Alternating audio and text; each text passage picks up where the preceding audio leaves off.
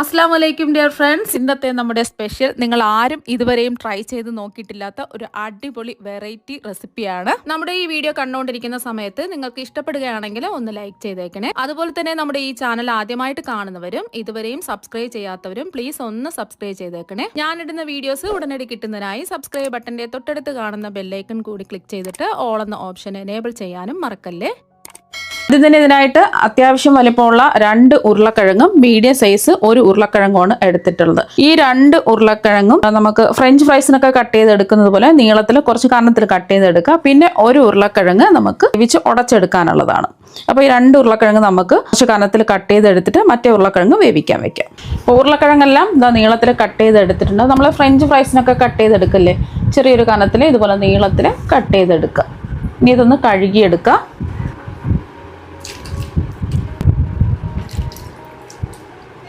1-2 വെള്ളം ഒന്ന് കഴുകിയെടുക്കുക. ഇനി നീളത്തിൽ കട്ട് ചെയ്ത് വെച്ചിരിക്കുന്ന ഉരുളക്കിഴങ്ങ് ഒന്ന് വേവിച്ചെടുക്കുന്നതിന് വേണ്ടിയിട്ട് കുറച്ച് വെള്ളം തിളപ്പിക്കാൻ വെച്ചിട്ടുണ്ട്. ഇപ്പോൾ ആ വെള്ളം തിളച്ച് വന്നിട്ടുണ്ട്. ഇതിലേക്ക് ഒരു 1/4 ടീസ്പൂൺ മഞ്ഞൾപ്പൊടി ചേർക്കുക. ഒരു 1/2 ടീസ്പൂൺ ഉപ്പും കൂടി ചേർത്ത് കൊടുക്കുക. എന്നിട്ട് ഒന്ന് മിക്സ് ചെയ്യാം.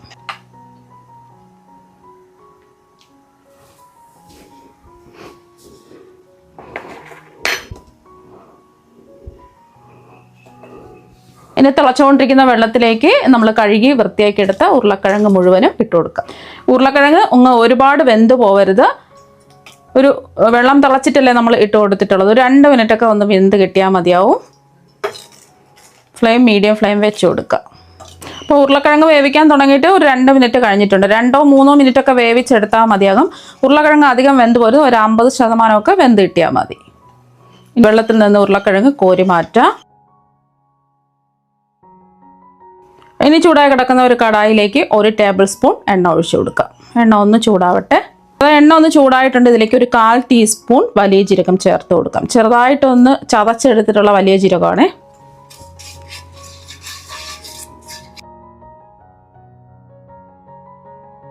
ഒരു 10 സെക്കൻഡ് ഒന്ന് ഇളക്കി കൊടുക്കാം. അപ്പോൾ ഇതൊന്ന് മൂത്ത് നല്ലൊരു മണം വരുന്ന സമയത്ത് 1 ടീസ്പൂൺ ഇഞ്ചി ചെറുതായിട്ട് കട്ട് ചെയ്തെടുത്തതും 1 ടീസ്പൂൺ വെളുത്തുള്ളി ചെറുതായിട്ട് കട്ട് ചെയ്തെടുത്തതും കൂടി ചേർത്ത് കൊടുക്കാം. ഇഞ്ചിയുടെയും വെളുത്തുള്ളിയുടെയും ആ ഒരു പച്ചച്ചുവ മാറി കിട്ടുന്നവരെ ഒന്ന് ഇളക്കി കൊടുക്കുക. ഇഞ്ചിയുടെയും വെളുത്തുള്ളിയുടെയും ആ ഒരു പച്ചച്ചുവ മാറിയിട്ടുണ്ട്. ഇനി ഇതിലേക്ക് ഒരു സവാളയുടെ പകുതി സവാള ചെറുതായിട്ട് കട്ട് ചെയ്ത് ചേർത്ത് കൊടുക്കുക. ഒരു ചെറിയ സവാളയാണ് എടുത്തിട്ടുള്ളത്. 3 ടേബിൾ സ്പൂൺ ആണ്. സവാളയുടെ നിറമൊക്കെ ചെറുതായിട്ടൊന്ന് മാറണം. ചെറുതായിട്ടൊന്ന് വഴന്ന് കിട്ടിയാൽ മതി. ഒരുപാട് വഴറ്റി എടുക്കേണ്ട ആവശ്യമില്ല. മീഡിയം ഫ്ലെയിം വെച്ച് കൊടുക്കുക. അപ്പോൾ സവാളയൊക്കെ ഒന്ന് വാടി വന്നിട്ടുണ്ട്. ഇനി ഇതിലേക്ക് ഒരു 3 ടേബിൾ സ്പൂൺ ക്യാരറ്റ് ചെറുതായിട്ട് കട്ട് ചെയ്ത് ചേർക്കുക. അതുപോലെ തന്നെ നീളത്തിൽ കട്ട് ചെയ്തെടുത്ത ക്യാബേജ് 3 ടേബിൾ സ്പൂൺ ചേർത്ത് കൊടുക്കുക. എല്ലാം ഒരു 1/4 കപ്പ് വീതം ചേർത്ത് കൊടുക്കുക. ക്യാരറ്റിന് ചെറിയ വേവുണ്ടല്ലോ, ചെറുതായിട്ട് ജസ്റ്റ് ഒന്ന് വെന്ത് കിട്ടിയാൽ മതി. ഒരു 10-20 സെക്കൻഡ് ഒന്ന് ഇളക്കി കൊടുക്കുക. ക്യാരറ്റും ക്യാബേജും ചെറുതായിട്ടൊന്ന് വെന്ത് കിട്ടിയിട്ടുണ്ട്. ഇനി ഇതിലേക്ക് 1/4 കപ്പ് ചെറുതായിട്ട് കട്ട് ചെയ്തെടുത്ത ക്യാപ്സിക്കം ചേർത്ത് കൊടുക്കുക. അപ്പോൾ ഞാനിപ്പോൾ കയ്യിൽ 3 കളറും ഉള്ളത് കൊണ്ടാണ് 3 കളറിലുള്ള ക്യാപ്സിക്കം എടുത്തിട്ടുള്ളത്. പച്ച മാത്രം എടുത്താലും മതി. നിങ്ങളുടെ കയ്യിൽ ഏത് കളറിലാണോ ക്യാപ്സിക്കം ഉള്ളത് അതെടുക്കുക. 1/4 കപ്പ് ക്യാപ്സിക്കമാണ് ചെറുതായിട്ട് കട്ട് ചെയ്തെടുത്തത് ചേർത്തിട്ടുള്ളത്. അപ്പോൾ ക്യാപ്സിക്കത്തിന് അധികം വേവൊന്നുമില്ല, ജസ്റ്റ് ഒന്ന് ഇളക്കി കൊടുത്താൽ മതി. ഇനി ഇതിലേക്ക് നമ്മൾ ചേർത്ത് കൊടുക്കുന്നത് ചിക്കൻ വേവിച്ചെടുത്തിട്ടുള്ളതാണ്. കുറച്ച് ഉപ്പും കുരുമുളക് പൊടിയും ചേർത്തിട്ട് വേവിച്ചെടുത്തിട്ടുള്ള ചിക്കനാണ്. 250 ml കപ്പിന് 1 കപ്പ് വേവിച്ചെടുത്തിട്ടുള്ള ചിക്കനാണ് എടുത്തിട്ടുള്ളത്. അപ്പോൾ ചിക്കൻ ഇഷ്ടമല്ല കഴിക്കാത്തവരാണെന്നുണ്ടെങ്കിൽ ചിക്കൻ ഒഴിവാക്കിയിട്ട് ബാക്കിയെല്ലാം ചേർത്തിട്ട് ചെയ്തിട്ടെടുക്കുക. ചിക്കനും കൂടി ചേർത്ത് കൊടുത്തതിന് ശേഷം 1 മിനിറ്റ് ഒന്ന് ഇളക്കി കൊടുക്കുക. അപ്പോൾ ചിക്കൻ 1-2 മിനിറ്റ് ഇതുപോലെ ഒന്ന് ഇളക്കി കൊടുക്കുക. ഇനി ഇതിലേക്ക് ഒരു 1/2 ടീസ്പൂൺ ഒറിഗാനോ ചേർത്ത് കൊടുക്കുക. ഒരു 1/2 ടീസ്പൂൺ ഗരം മസാലപ്പൊടി, ഒരു 1/2 ടീസ്പൂൺ കുരുമുളക് പൊടി, ഒരു 1/2 ടീസ്പൂൺ ചില്ലി ഫ്ലാക്സ് ഉണ്ടെന്നുണ്ടെങ്കിൽ ചേർത്ത് കൊടുക്കുക. ഇനി ഇതിലേക്ക് ഒരു 1/2 ടീസ്പൂൺ മുളക് പൊടിയും കൂടി ചേർത്ത് കൊടുക്കാം. ചില്ലി ഫ്ലാക്സ് ഇല്ല എന്നുണ്ടെങ്കിൽ മുളക് പൊടി 1 ടീസ്പൂൺ ചേർത്ത് കൊടുക്കാം. ഞാനിപ്പോൾ എരിവില്ലാത്ത കാശ്മീരി മുളക് പൊടിയാണ് 1 ടീസ്പൂൺ എടുത്തിട്ടുള്ളത്. എരിവുള്ള മുളക് പൊടിയാണെന്നുണ്ടെങ്കിൽ 1/2 ടീസ്പൂൺ തന്നെ ചേർത്ത് കൊടുത്താൽ മതി. ഇനി ഇതിലേക്ക് ആവശ്യത്തിനുള്ള ഉപ്പ് ചേർത്ത് കൊടുക്കാം. ഒരു 1/2 ടീസ്പൂൺ ഉപ്പ് ചേർക്കാം. പൊടിയുടെ പച്ചമണം മാറി കിട്ടുന്നവരെ ഒന്ന് ഇളക്കി കൊടുക്കാം. പിന്നെ ഉപ്പൊക്കെ അവരവരുടെ ഇഷ്ടത്തിനനുസരിച്ച് ചേർത്ത് കൊടുക്കുക.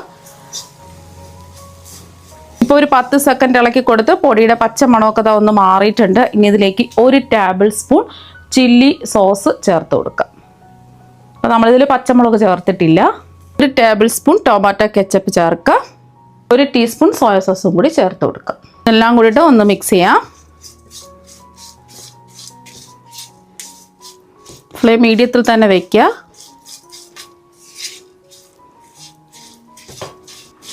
ഇതെല്ലാം ഒന്ന് ഇളക്കി യോജിപ്പിച്ച് എടുത്തിട്ടുണ്ട്. ഇതിലേക്ക് നമ്മൾ ചേർത്ത് കൊടുക്കുന്നത് നേരത്തെ നമ്മൾ ഒരു മീഡിയം സൈസ് ഉരുളക്കിഴങ്ങ് വേവിച്ചെടുക്കാമെന്ന് പറഞ്ഞിട്ടില്ലേ, ആ ഉരുളക്കിഴങ്ങ് വേവിച്ചിട്ട് ഉടച്ചെടുത്തിട്ടുള്ളതാണ്. അത് മുഴുവനും ഇതിലേക്ക് അങ്ങ് ചേർത്ത് കൊടുക്കാം.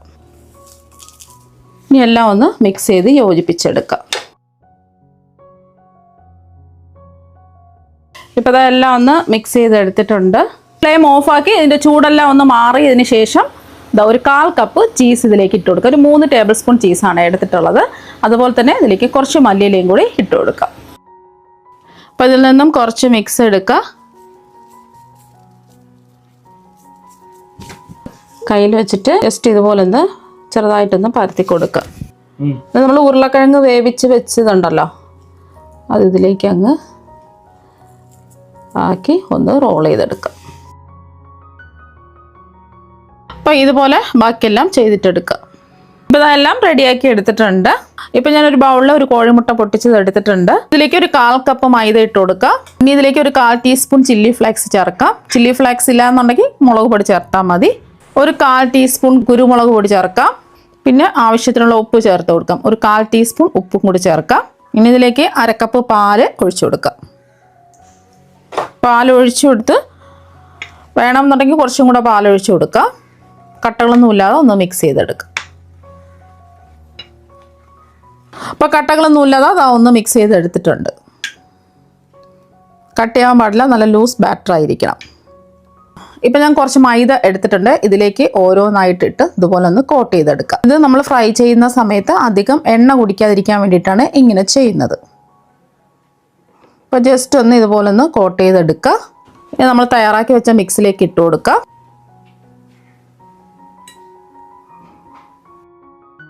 ഇനി ഇത് ബ്രെഡ് ക്രംസിലിട്ട് ഒന്ന് കോട്ട് ചെയ്തെടുക്കുക.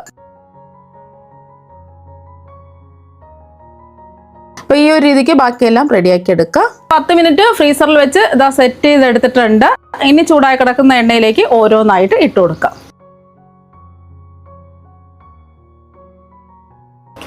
ഒരു വശം ഒന്ന് മൊരിഞ്ഞ് വരുന്ന സമയത്ത് ഇതുപോലെ തിരിച്ചിട്ട് കൊടുക്കുക. ഇപ്പോൾ നല്ലൊരു ഗോൾഡൻ നിറായിട്ടുണ്ട്. എണ്ണയിൽ നിന്ന് കോരി മാറ്റാം.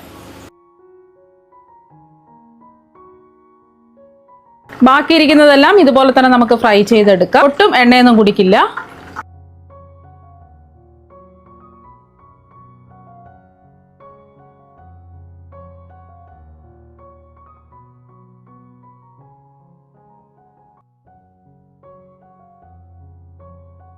ഇപ്പോൾ ഇതെല്ലാം ഫ്രൈ ചെയ്തെടുത്തിട്ടുണ്ട്. പുറത്ത് നല്ല ക്രിസ്പിയാണ്, ഉള്ളിൽ നല്ല സോഫ്റ്റ് ആണ്. കടലിലെ ചീസൊക്കെ നല്ലോണം വലിഞ്ഞ് മെൽറ്റായി വന്നിട്ടുണ്ട്. അപ്പോൾ നിങ്ങളെല്ലാവരും ഇതുപോലെ ഒരു പ്രാവശ്യം ഒന്ന് ട്രൈ ചെയ്ത് നോക്കാം. തീർച്ചയായും നിങ്ങൾക്ക് എല്ലാവർക്കും ഒരുപാട് ഇഷ്ടമാകും. അപ്പോൾ നമുക്ക് മറ്റു വെറൈറ്റി വീഡിയോ ആയിട്ട് വീണ്ടും കാണാം. താങ്ക്